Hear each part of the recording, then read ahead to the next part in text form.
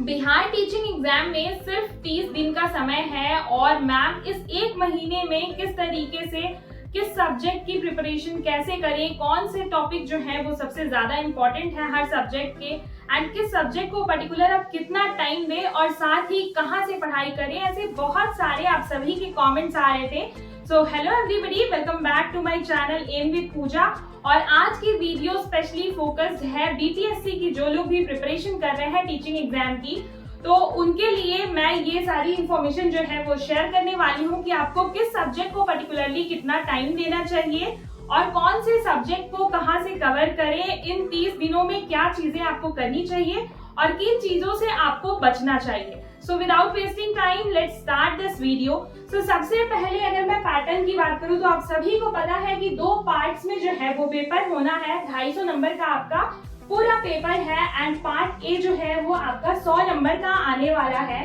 And इस part A में language वाला पोर्शन है और सबसे अच्छी बात भी कहिए कि इसकी ये है कि ये सिर्फ क्वालिफाइंग इन नेचर है, यानी 40% मार्क्स आपका पार्ट ए में होना चाहिए। तो यहाँ पे 2 सब्जेक्ट आपके 25 नंबर की इंग्लिश आ रही है, 75 मार्क्स की आपकी हिंदी या फिर आप बांग्ला या उर्दू जो भी चूज करते हैं सब्जेक्ट वो आपकी आनी है। इसके अलावा अगर हम पार्ट बी की बात करें तो पार्ट बी में यहाँ पे पूरा आपका इतने सारे सब्जेक्ट्स हैं like maths, reasoning, Indian national movement आपके सिलेबस में दे रखा है, एसएसटी वाला पूरा पोर्शन, ज्योग्राफी, पॉलिटी, ईवीएस, ये सारी चीजें एंड उसके बाद जीएस और जीके, ये पूरा ह्यूज है पार्ट बी। तो सबसे पहले हम पार्ट ए के लिए बात करते हैं क्योंकि ये क्वालिफाइंग नेचर है, तो आपको इसको किस तरीके से कवर करना है। टाइमिंग हर सब्जेक्ट की मैं बाद में बात करूंगी, पहले मैं बात करती हूँ कि कवर कैसे करेंगे। तो देखिए ये पूरा जो पार्ट है आपका part A qualifying in nature है, इसलिए मैं आपको यही सजेस्ट करूंगी कि सबसे ज्यादा आप प्रैक्टिस पे ध्यान दीजिए। तो इस पार्ट को आप प्रैक्टिस से कवर करें। आपका पेपर क्योंकि ऑफलाइन होना है तो इसलिए आपको जो ओएमआर की शीट मिली हुई है बीपीएससी की तरफ से भी मैंने अपने टेलीग्राम चैनल पे भी प्रोवाइड करा रखा है, तो उसे आप फोटोकॉपी निकलवाइए और उसके बाद प्रैक्टिस कीजिए।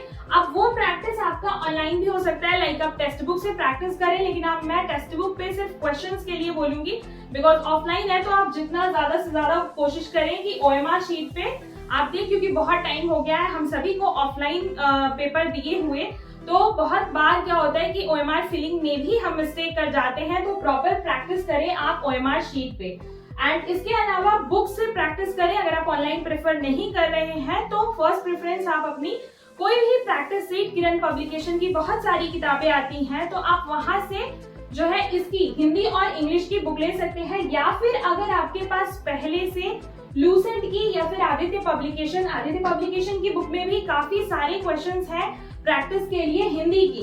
एंड आपका जो अगर दूसरा लैंग्वेज है तो फिर आप उसमें मतलब किरण पब्लिकेशन या किसी भी पब्लिकेशन की किताब ले और उससे प्रैक्टिस करें। इंग्लिश की आपकी लूसेंट वाली बुक जो है वो भी हेल्पफुल होगी, लेकिन कोशिश करें कि बीपीएससी पे बेस्ड जो इस समय किताबें आ रही है मार्केट में बहुत सारे अलग अलग पब्लिकेशंस की है, किरण इसलिए सजेस्ट कर रही हूँ क्योंकि वो काफी अच्छी है, तो आप उसे ले सकते हैं एंड उससे बहुत अच्छे से प्रैक्टिस कर सकते हैं। इसके अलावा बहुत ज्यादा फोकस होने की जरूरत नहीं है, जितना ज्यादा आप नंबर ऑफ क्वेश्चंस प्रैक्टिस करेंगे उतना ज्यादा आपके खुद ही आप देखेंगे कि मार्क्स जो है वो इम्प्रूव होते जाएंगे।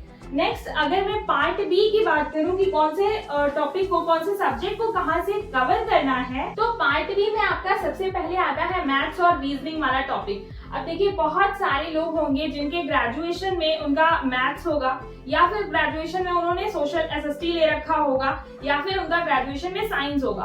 तो जो पोर्शन आपका ग्रेजुएशन में है वो तो मैं ये मान के चलती हूँ कि वो पोर्शन आपका स्ट्रॉन्ग होगा, राइट, और बहुत हद तक प्रिपेयर भी होगा क्योंकि आप किसी न किसी कॉम्पिटिटिव एग्जाम की एंड प्लस आपने वो सब्जेक्ट ग्रेजुएशन में तक पढ़ा है तो वो आपका स्ट्रॉन्ग होगा। तो अगर आपने मैथ्स ले रखा है, अब टाइमिंग उसी हिसाब से डिवाइड हो जाती है हर सब्जेक्ट की, वो मैं आगे बात करूंगी। तो सबसे पहले अभी मैं बात करूं मैथ्स और रीजनिंग अगर आप कहाँ से प्रैक्टिस करें इस टाइम में, इस एक महीने के समय में, तो अगर आपने आर.एस. अग्रवाल की किताब ले रखी है तो आप लगभग सभी के पास होगी दोनों सब्जेक्ट में मैथ्स और रीजनिंग। तो आर.एस. अग्रवाल के क्वेश्चंस जो है वो बहुत बेसिक से हैं, तो आप हर टॉपिक के कुछ क्वेश्चंस जो है वो लेकर के सॉल्व करते रहे साथ साथ में। एंड उससे भी बेटर ये है कि अगर आप सेपरेट प्रैक्टिस सेट ले लेते हैं और बना लेते हैं कि मुझे हर टॉपिक से जो अगर मैं मैथ्स में बात करूं तो सबसे मोस्ट इम्पोर्टेंट टॉपिक जो है वो आप देखेंगे जिनसे बराबर क्वेश्चन आता है। टाइम एंड डिस्टेंस हो गया, पाइप एंड सिस्टम की क्वेश्चन, बोर्ड वाले क्वेश्चन, तो ये सारे क्वेश्चन कुल मिला के मैथ्स में 15 इंपॉर्टेंट ऐसे टॉपिक हैं जिनसे की क्वेश्चन आना है। वहीं अगर रीजनिंग की बात करूं तो रीजनिंग में भी आप 2 तरीके से प्रैक्टिस कर सकते हैं। या तो आपने डेली डिसाइड कर लिया कि आज मुझे क्लॉक के 20 क्वेश्चन लगाने हैं या 3 टाइप के 5 टाइप के क्वेश्चंस लगाने हैं, इस तरीके से टॉपिक वाइज आप डिसाइड कर सकते हैं। या फिर आप 20 questions per day chapter wise रखना है आपको, या फिर आप ऐसा बना लें कि मुझे आज रीजनिंग के 20 से 30 क्वेश्चन जो है वो सॉल्व करने हैं। अगर आप फुल मॉक पे, अब मैं आगे आऊंगी, बट फुल मॉक अगर आप देते हैं तो वैसे ही प्रैक्टिस हो जाती है, उस दिन आप अलग से टाइम नहीं देंगे रीजनिंग को। लेकिन अगर डेली बेसिस पे बात करूं मैं तो रीजनिंग के 20 क्वेश्चंस आप बना लें कि मुझे रोज अलग अलग टॉपिक के 20-20 क्वेश्चंस की प्रैक्टिस करनी है, राइट। तो इससे आपका रिवीजन भी होगा। एंड रीजनिंग ऐसी चीज है कि मैथ्स और रीजनिंग दोनों प्रैक्टिस से ही परफेक्ट होगी।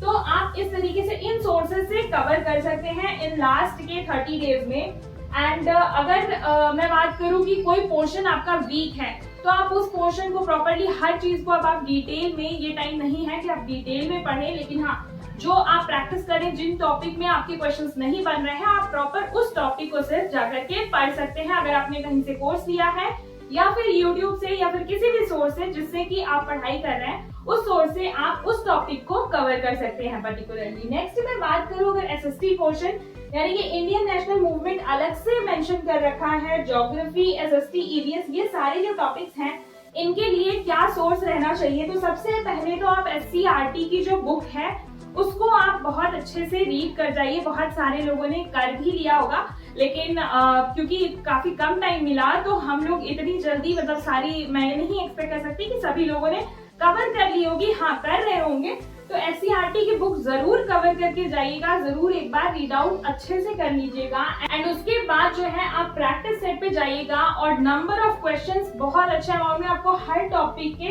प्रैक्टिस करने हैं। प्रैक्टिस सेट्स में जितने भी हर टॉपिक से क्वेश्चंस आपको लगाने हैं।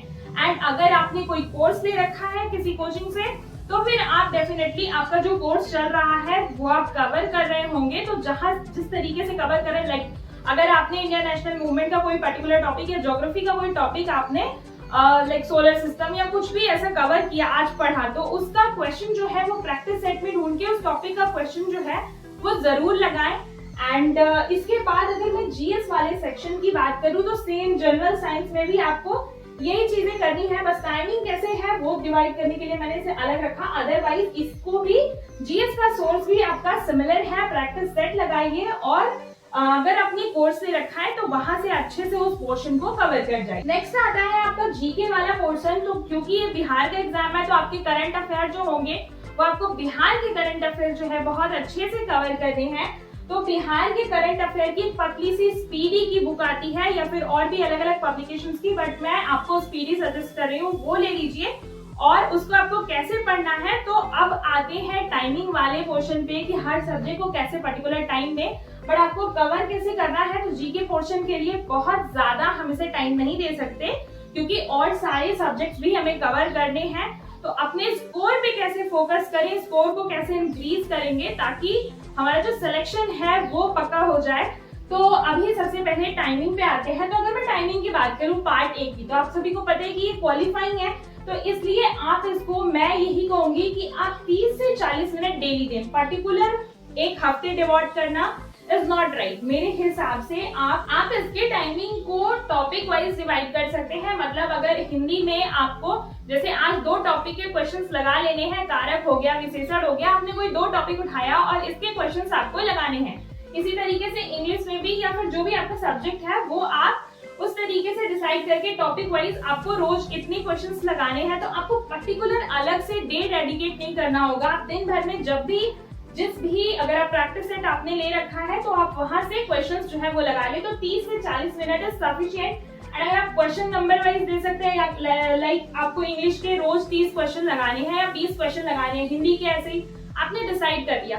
तो इन दोनों में से कोई किसी तरीके से आप डिसाइड करके, एंड बहुत ज्यादा इस पर टाइम नहीं देना है क्योंकि ये हमारा ऐसा सब्जेक्ट है कि हम इसे लाइक जूनियर क्लासेस से पढ़ते हुए आ रहे हैं, तो बहुत ज्यादा इसमें मेहनत की जरूरत नहीं है, बस सिर्फ रिवीजन एंड प्रैक्टिस की जरूरत है। तो 30 minutes is more than sufficient. इधर मैं अगर बात करूं टाइमिंग की, तो जैसा कि मैंने बताया आपको कि आपका कोई ना कोई सब्जेक्ट जो आपका बेस ग्रेजुएशन में रहा होगा वो आपका स्ट्रांग होगा, तो उसमें आप कम टाइम डेडिकेट कर सकते हैं। अगर आपका मैथ्स नहीं है बैकग्राउंड, तो आप मैथ्स में अपने हिसाब से लाइक अगर जिनका भी वीक है तो वो 3 आवर्स दे सकते हैं। जिनका लगता है कि 1 to 2 आवर में वो कवर करेंगे, मतलब उनका स्ट्रांग है, तो वो उस हिसाब से अपनी टाइमिंग रख सकते हैं। बाकी 2 to 3 आवर्स आपको डेली देने हैं मैथ्स और रीजनिंग को। क्वेश्चन अगेन मैंने आपको बताया है कि किस तरीके से प्रैक्टिस करना है। या तो आप क्वेश्चन नंबर डिसाइड कर लें कि हर रोज मुझे 30 क्वेश्चन करने हैं, या फिर आप चैप्टर्स डिसाइड कर लें कि मुझे ये चैप्टर आज सॉल्व करके खत्म करने हैं। तो 2 से 3 घंटे सफिशिएंट है अगर आप डेली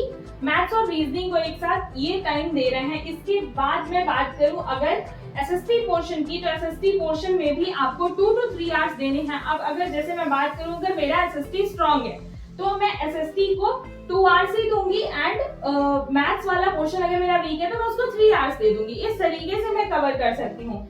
एंड सेम जीएस वाले पोर्शन को भी 2 से 3 घंटे ये आपको डेली बेसिस पे पढ़ना है।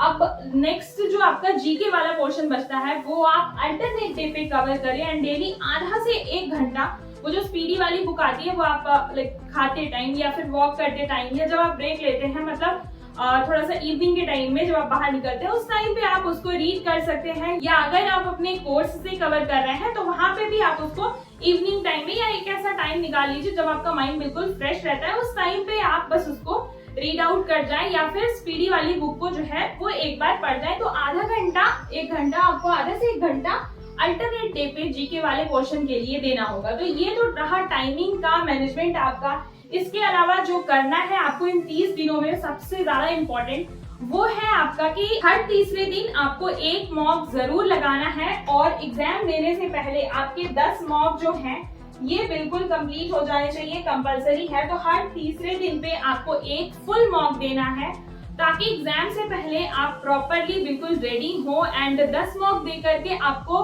अपने मार्क्स को किस तरीके से इंक्रीज करना है, पहले मॉक में जो नंबर आया तो उससे आपको पता चलेगा कि कौन सा टॉपिक जो है वो मेरा वीक है, कौन सा सब्जेक्ट मेरा वीक है जिसमें मार्क्स मेरे कम आ रहे हैं। अगर इसमें 40% क्वालिफाइंग है तो मैं 60 to 70% अचीव कर पा रहा हूँ या नहीं। और धीरे धीरे आप हर एक मॉक में एग्जाम से पहले ही अपने मार्क्स को इस तरीके से धीरे धीरे इंक्रीज कर सकते हैं। तो मैं उम्मीद करती हूँ कि ये स्ट्रैटेजी आप सभी के लिए बहुत ज्यादा हेल्पफुल रहेगी। And all the very best to all BPSC teaching aspirants. सभी का एग्जाम बहुत अच्छा होगा। इसके अलावा अगर कोई भी डाउट हो, कोई भी क्वेरी हो तो आप कमेंट में मुझे जरूर बताएं आपकी क्या स्ट्रैटेजी है, एंड आपको ये स्ट्रैटेजी कैसे लगी ये भी मुझे कमेंट में जरूर बताएं। मिलती हूँ मैं, तब तक all the best to all of you. सभी जम के प्रिपरेशन करें एंड मिलते हैं नेक्स्ट वीडियो में।